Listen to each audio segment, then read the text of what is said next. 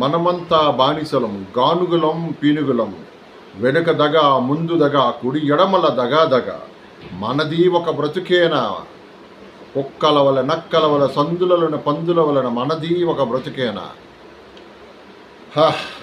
April 30 మహాకవి శ్రీశ్రీ గారి జయంతి సందర్భాన్ని ఒకసారి గుర్తు చేసుకుంటూ, ఈరోజు మే 1 కార్మిక దినోత్సవ శుభాకాంక్షలు సోదరులారా అందరికీ కూడా.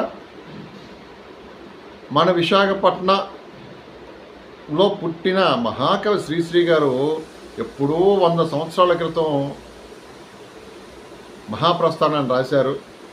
అది ఒక మహాగ్రంథంగా కార్మిక సోదరులకు అందరికీ కూడా ఒక ఇదిగా తయారై ఉంది.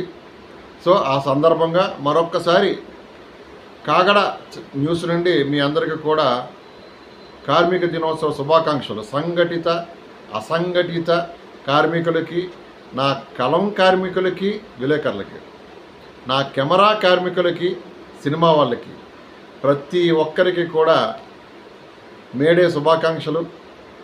మీ కాగడ వినయ్.